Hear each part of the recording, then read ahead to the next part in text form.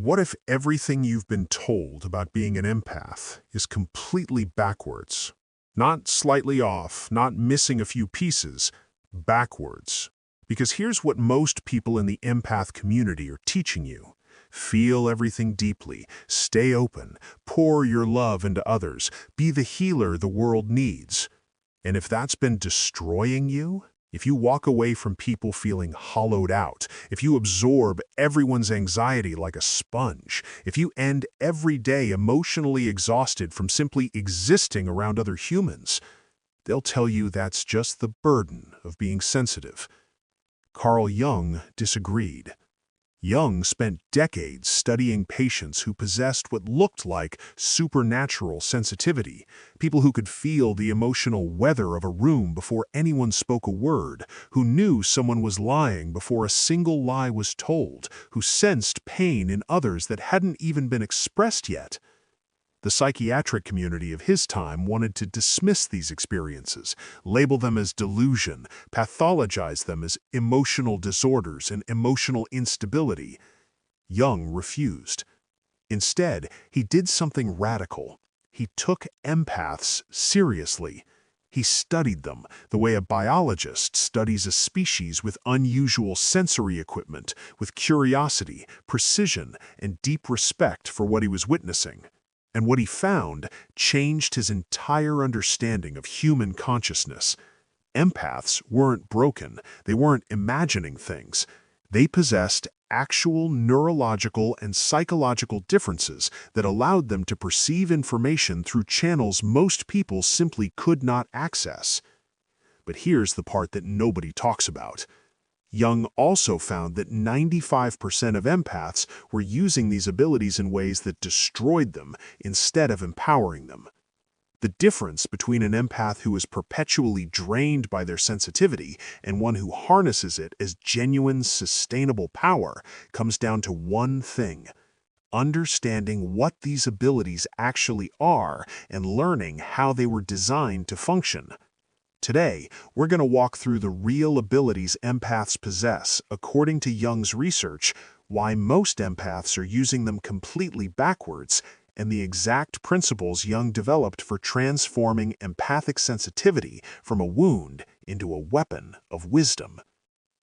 Let's start with the first ability, and pay close attention here, because this one is the root of almost every empath's suffering.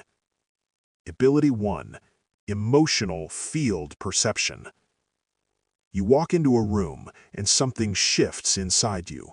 A heaviness descends, or a wave of anxiety rises in your chest, or an inexplicable sadness wraps around you, and you have no idea where it came from. Nothing happened to you, no one said anything, no bad news arrived, and yet you feel terrible. Most empaths spend years believing something is wrong with them, that they're emotionally unstable, that they can't handle social situations, that their mental health is fragile in ways they can't explain or control. Jung discovered something different. Those feelings weren't theirs.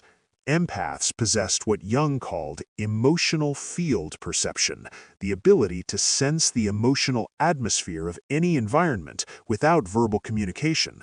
They are, in the most literal sense, picking up the emotional frequencies of everyone around them, like a radio receiver tuned to stations they never consciously chose to listen to.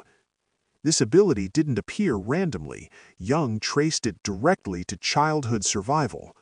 If you grew up in an environment where you needed to know, really know, when a parent was about to explode, when the mood in the house was about to turn dangerous, when safety required you to read the emotional weather before the storm arrived, your nervous system learned to detect emotional shifts before they became visible. That survival mechanism never turned off. It became your baseline way of moving through the world. But here is where Jung found empaths going catastrophically wrong. Instead of perceiving these emotions, they were absorbing them. Walking through a single day, office, grocery store, family dinner, an empath could accumulate dozens of other people's anxiety, grief, rage, and depression. By evening, they were drowning in feelings that didn't belong to them, with no idea why they felt so destroyed. Jung called this absorption instead of perception, and he was emphatic this was not how the ability was designed to work. Emotional field perception should function like vision. When you see a tree, you don't become the tree. You perceive it, you register it, it informs you, and you move on.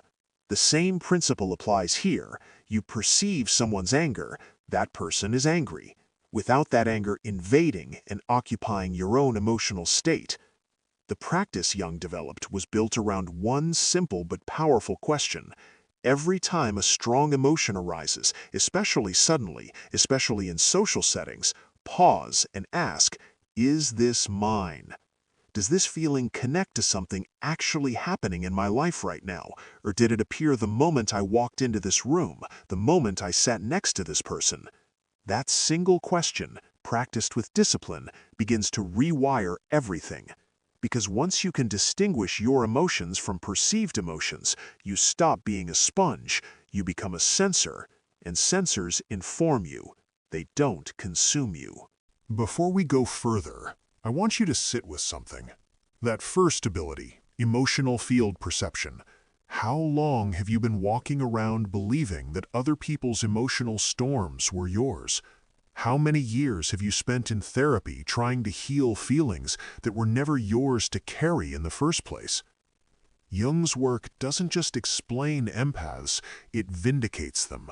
Because every ability we're going to talk about today follows the same pattern. A real, sophisticated, powerful perceptual gift that has been misunderstood, misdirected, and turned against the very person it was meant to protect. The second ability is one that has probably saved you from danger more times than you'll ever know, and it's also the one you've been taught to ignore the most. Ability 2. Unconscious pattern recognition. You've met someone and known, instantly, wordlessly, with a certainty you couldn't explain, that something was off. Not a single red flag had been waved. They were charming, articulate. Everyone else in the room seemed perfectly comfortable, and yet something in you quietly, persistently signaled, be careful. Maybe you trusted that signal, maybe you didn't, but it was there. Jung documented this ability with precision and called it unconscious pattern recognition. Empaths process massive amounts of micro-information simultaneously, vocal inflections, micro-expressions, inconsistencies between body language and words, subtle energy fluctuations, patterns in word choice, and their unconscious mind assembles all of this data into accurate psychological profiles at speeds that appear almost impossible. This ability, like emotional field perception, evolved for survival.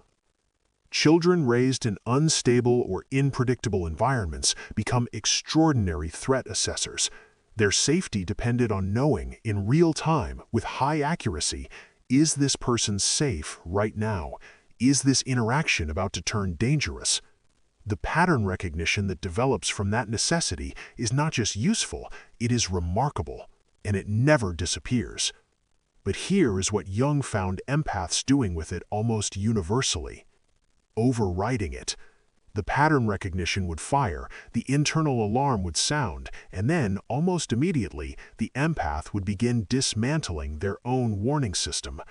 I don't want to judge too quickly. Maybe I'm being unfair. Spiritual people see the best in everyone. I should give them the benefit of the doubt.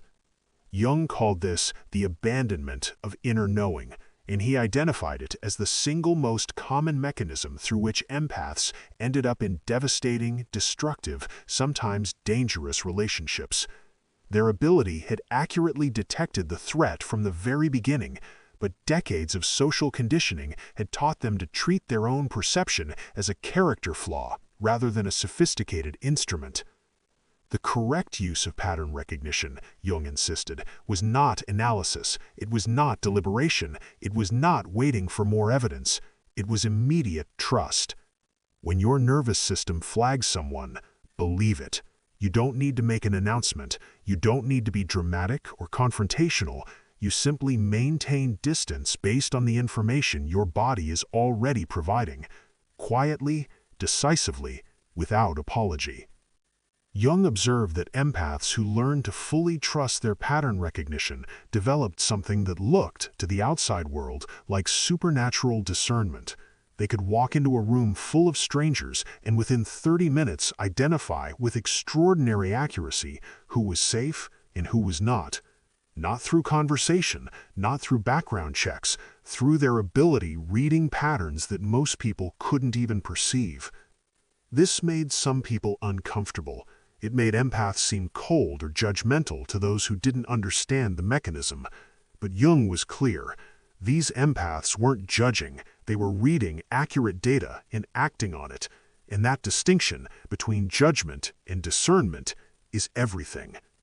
Your pattern recognition is not a character flaw dressed up as intuition. It is a finely tuned instrument. And every time you override it to seem more open, more spiritual, more generous, you are not being virtuous.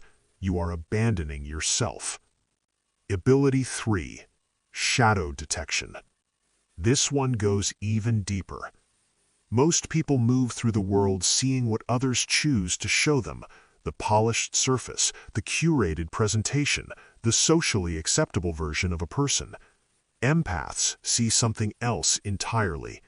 Jung called this shadow detection, the ability to perceive not just what someone is presenting, but what they are hiding. The rage just beneath the warmth, the manipulation woven through the charm, the profound emptiness living underneath a flawless performance. Jung's concept of the shadow was central to his entire body of work. Every human being, he believed, carries a shadow, the collection of traits, impulses, wounds, and truths they cannot consciously accept about themselves. Most people never encounter another person's shadow directly. It stays hidden, suppressed, carefully managed. Empaths perceive it almost immediately, and this creates a very specific kind of suffering that most empaths have never had language for. You are in a conversation with someone who is smiling, composed, saying all the right things, and simultaneously you're feeling the darkness underneath, the anger they won't acknowledge, the pain they're actively concealing, the intention that contradicts every word coming out of their mouth. You end up holding two realities at once, what is being said and what is actually true. And that gap, experienced repeatedly across every relationship and every interaction, is profoundly disorienting. Most empaths respond to shadow detection by trying to fix what they perceive. They gently push people toward acknowledgement. They point out the contradictions. They create space for the hidden truth to emerge, whether the other person asked for that space or not. Jung saw this clearly and named it directly. This response, however intentional, makes empaths exhausting to be around, because nobody wants their carefully constructed defenses dismantled without consent, even when those defenses are causing harm, even when the empath is seeing with complete accuracy. The correct use of shadow detection was not intervention, it was silent wisdom. You see the full picture, you hold it. You use that complete dimensional awareness to make informed decisions about how deeply to engage, how much to trust, how close to allow someone into your life without needing to announce what you perceive or accelerate anyone else's process of self-awareness. Jung was direct about this. Seeing someone's shadow does not make you responsible for healing it. It makes you informed. And what you do with that information, that is where your real power lives. You'll know you've learned to use this ability correctly when you can perceive someone's hidden darkness clearly, accurately, and feel neither the compulsion to fix it nor the weight of carrying it. That stillness in the face of what you see, that is mastery. Let's pause for a moment and recognize what's actually happening here.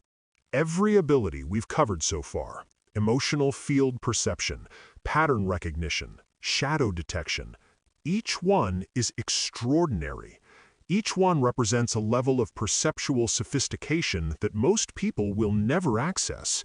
And each one has been quietly working against the empath, not because the ability itself is flawed, but because no one ever taught you what it was actually for. Jung's entire framework rests on this insight. These are not weaknesses dressed up as gifts. They are not spiritual burdens you must learn to endure. They are instruments, precision instruments. And like any precision instrument, a surgeon's scalpel, a navigator's compass, they require proper training to use correctly. In the wrong hands, or used without understanding, they cause damage. In informed hands, they become extraordinary tools for moving through the world with clarity, protection, and power.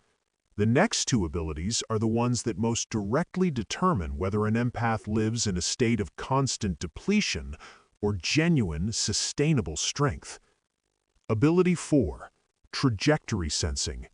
Here is something you have almost certainly experienced but may never have had words for. You meet someone, a new friend, a romantic interest, a potential business partner, and almost immediately, something in you already knows how this ends. Not with certainty, not like a vision, but with a quiet, persistent, deeply uncomfortable knowing about where this path leads. You sense the pattern underneath the potential. You feel the trajectory of who this person is becoming, not who they could be on their best day, not who they are in the honeymoon phase of connection, but the actual direction their life is moving in. And sometimes that direction is not where you want to go. Jung called this trajectory sensing, and he considered it one of the most sophisticated empathic abilities of all because it operates not in the present moment, but across time. It perceives momentum, where someone has been, where they currently are, and the arc of where they are heading. But here is exactly where most empaths take this extraordinary ability and turn it into a source of prolonged suffering. Instead of trusting what they sense, they hope against it. They feel the trajectory clearly. They sense that this person, despite their potential, despite their charm, despite the beautiful moments between you, is moving in a direction that will eventually cause harm. And rather than acting on that sensing, they invest more deeply. They love harder. They tell themselves that their love, their presence, their patience, their healing energy will somehow alter the arc. Jung was unsparing about this pattern. He called it hope as a defense mechanism, a way of using optimism to avoid the pain of accepting what you already clearly perceive. And he observed it destroying empaths repeatedly, not because they lacked wisdom, but because they refused to apply the wisdom they already possessed. The correct use of trajectory sensing is not prediction, it is not fatalism, it is not writing people off before they've had a chance. It is early, honest action based on what you genuinely perceive. When your sensing tells you where someone is heading, believe it. Not aggressively, not dramatically, but with quiet, clear-eyed trust in your own perception. You don't have to announce it, you don't have to justify it, you simply make decisions that honor what you know. Jung observed that empaths who learned to act on trajectory sensing stopped accumulating years of heartbreak in relationships they had correctly sensed from the beginning were not aligned. They stopped investing enormous emotional energy in people whose trajectory was moving away from health, growth, and genuine connection. And crucially, they stopped blaming themselves when those relationships eventually ended exactly as they had originally sensed they would. You are not responsible for changing someone's trajectory. You are not powerful enough to love someone into a different direction than the one they are choosing. And your sensitivity, your ability to perceive their path, does not obligate you to walk it with them. That boundary is not cruelty, it is self-respect built on self-knowledge. You'll know you've learned to use this ability correctly when you can sense a trajectory clearly, feel the discomfort of that knowing, and make a decision based on the truth of what you perceive, rather than the comfort of what you wish were true. That courage, the willingness to act on what you already know, is where trajectory sensing transforms from a source of heartbreak into a compass for your life. Ability 5. Energetic resonance. This is the ability that sits at the absolute center of empath exhaustion, the one Jung identified as the fastest and most reliable pathway to complete energetic collapse. And it is also, when understood and used correctly, perhaps the most profound empathic gift of all. Jung observed that empaths don't just perceive other people's emotional states, their nervous systems synchronize with them. Sit with someone who is depressed, and without any conscious decision, the empath's nervous system begins resonating at that frequency. Spend time with someone chaotic, and the empath becomes chaotic. Be around someone radiating grief, and the empath begins to grieve. This happens automatically, without awareness, without choice. Jung traced the evolutionary origin of this ability to one of the most ancient and essential human bonds, the relationship between a mother and a pre-verbal infant. The mother's nervous system resonates with the baby's state, allowing her to sense what the child needs before any communication is possible. It is a profound attunement mechanism, sacred even. But empaths were doing this with everyone, constantly, without filter or boundary or rest. By the end of a single ordinary day, work, errands, family, a phone call with a struggling friend, an empath could have moved through 15 completely different emotional states, none of which originated in their own experience. And by evening, they were not just tired, they were lost, unable to locate their own emotional baseline because it had been overwritten so many times it was no longer accessible. Jung called this resonance without boundaries, and he was direct. Your nervous system was not designed to process that many foreign emotional frequencies. It has its own baseline state, its own essential frequency, and that baseline must be protected and regularly returned to, or the entire system begins to break down. The correct use of energetic resonance, according to Jung, begins with a single profound shift in understanding. Resonance is not supposed to be passive. It is not supposed to happen automatically to you. It is supposed to be a conscious choice, something you deliberately activate in specific contexts with specific people for specific purposes, and then deliberately deactivate. Jung developed a practice he called conscious return. After any interaction where you intentionally resonated with someone, sitting with them in grief, holding space during a crisis, offering genuine empathic support, you immediately, deliberately practice returning to your own energetic baseline. The technique itself matters less than the intention behind it. 3 slow, conscious breaths, a physical shake of the hands or body, a quiet internal statement, that is theirs, this is mine. Visualizing their energy returning to them and yours returning to you. Whatever form it takes, the practice is the same, a clear, conscious act of separation after resonance. This practice transforms everything, because it means you can still offer the profound support that energetic resonance makes possible. You can sit with someone in crisis and be fully present, not distant, not protected behind walls, not offering watered-down empathy from behind glass, genuinely, deeply present, and then return to yourself afterward instead of carrying their crisis energy for days. Jung observed that empaths who learned to consciously activate and deactivate resonance became extraordinarily effective supporters, precisely because they were no longer being destroyed by the act of supporting.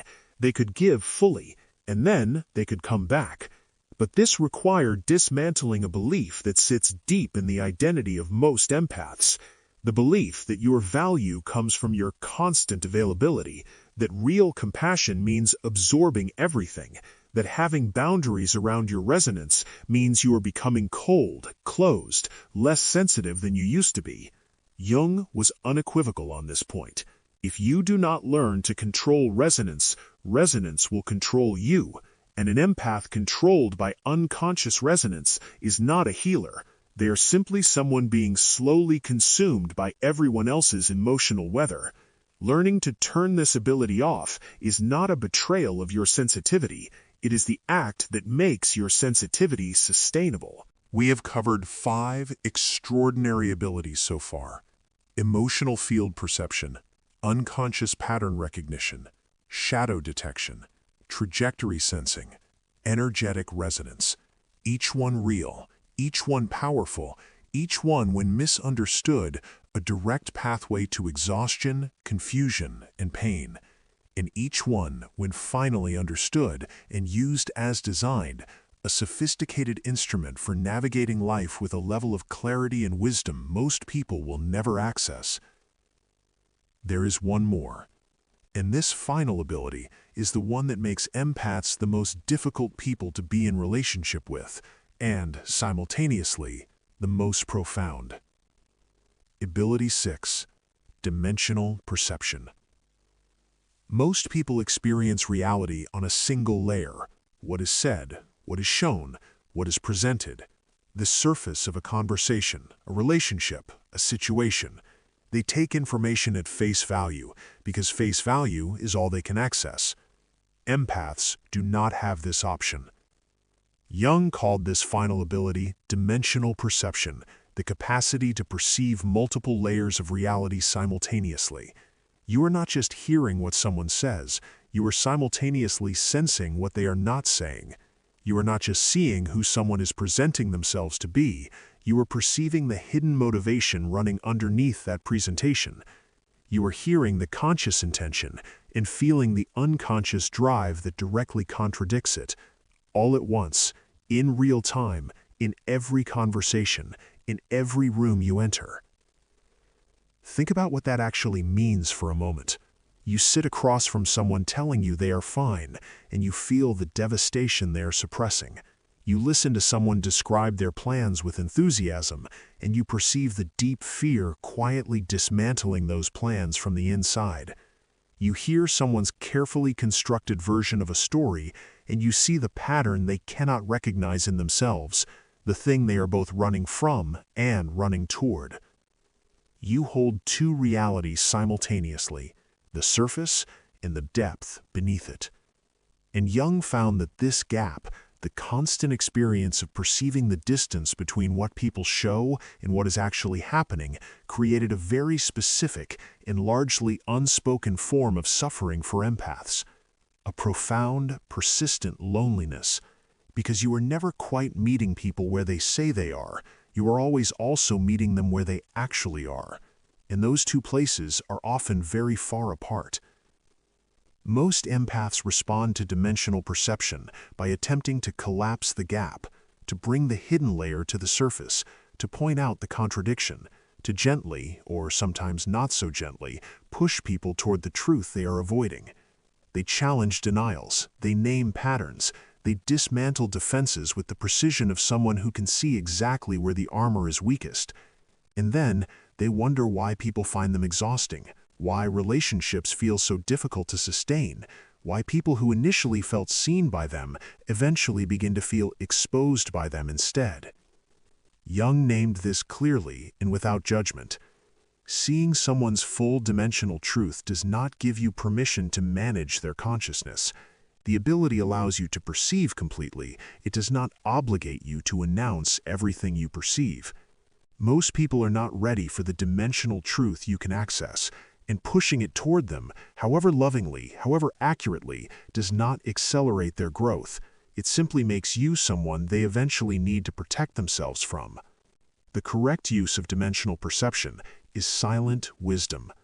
You see all the layers, you hold the complete picture, the surface and the depth, the presentation and the shadow, the stated intention and the unconscious drive, and you use that complete awareness to make your own informed decisions about relationship, engagement, and investment, without needing to narrate it, without needing anyone to confirm what you perceive, without making your insight someone else's intervention. Jung emphasized something here that cuts against every empath's deepest instinct: humility. Yes, you can see things others cannot. Yes, your perception reaches depths that most people's awareness never touches. But everyone is on their own timeline for self-awareness. Every person is moving through their own process at their own pace, and your ability to perceive where someone is on that journey does not make you responsible for accelerating it. Sometimes, Jung insisted, the most genuinely compassionate response to dimensional perception is to see someone completely and choose to let them stay exactly where they are. Not because you don't care, but because you understand that real respect for another person's humanity means honoring their process, even when you can clearly see what they cannot yet see about themselves. You will know you have learned to use dimensional perception correctly when you can hold the full truth of someone, surface and shadow, light and darkness, potential and limitation, and feel neither the compulsion to fix it nor the weight of carrying it. When you can see completely and remain undisturbed by what you see. That stillness, that spacious, grounded, unshakable clarity is dimensional perception operating as designed. Not as a burden, as a gift. Here is what Jung ultimately discovered about empaths. Every single ability we have walked through today shares the same essential characteristic. Each one is a navigation system, a sophisticated, extraordinary biological and psychological real instrument designed to help you move through the world with greater awareness, greater protection, and greater wisdom than most people will never possess. Not a mandate to heal the world, not an obligation to absorb its pain, not a sentence to spend your life feeling everyone else's feelings while losing track of your own. A navigation system, built for you, meant to serve you first. When empaths finally understand this, when this realization lands not just intellectually, but in the body, in the nervous system, in the way they actually move through their days, everything changes. You stop absorbing and begin perceiving. You stop rescuing and begin discerning. You stop overriding your pattern recognition and trusting it completely. You stop hoping trajectories into something different and begin seeing them clearly. You stop resonating with everyone automatically and begin resonating consciously. You stop announcing what you see dimensionally and begin holding it as silent wisdom. Jung observed that empaths who made this shift developed a quality that looked nothing like the traditional image of an empath. They were not soft and perpetually accommodating. They were boundaried and precise. They were not endlessly available. They were selectively and powerfully present. They weren't drained by their sensitivity. They were guided by it. And the people who had known them before, who had relied on their absorption, their rescuing, their constant availability, were often confused, sometimes angry. You've changed. You're not as warm as you used to be. Where did your empathy go? The empath hadn't lost anything. They had finally, perhaps for the first time in their life, learned to use what they had always possessed. If you have spent years feeling like your sensitivity is a curse, if you have walked away from interactions feeling hollowed out and invisible, if you have wondered why your greatest gift seems to cost you everything, Jung would tell you this with complete clarity. Your abilities are not the problem. How you were taught to use them is the problem. You were taught to absorb instead of perceive, to rescue instead of discern, to distrust your own knowing in favor of other people's comfort, to resonate without returning to yourself, to see everything and stay silent about nothing. And none of that was ever who you were designed to be. The path forward is not about becoming less sensitive. It is not about shutting down, building walls, or trading your depth for self-protection. It is about finally, fully, stepping into the correct use of what you have always been. Perceive without absorbing, trust without rescuing, see completely without needing to manage what you see, resonate consciously and return to yourself. Navigate with your abilities instead of being navigated by them. That is the conscious empath Jung envisioned, not someone who has silenced his gifts, someone who has finally learned to wield them. If this video shifted something in you, if it named something you have felt your entire life but never had language for, share it with someone who needs to hear it. Subscribe and turn on notifications, because everything on this channel is built around one purpose: taking you beneath the surface of who you think you are, into the deeper truth of who you actually are. Jung spent his life mapping that territory. We are here to walk it with you. The path inward is the only path that leads anywhere worth going. Let's keep walking.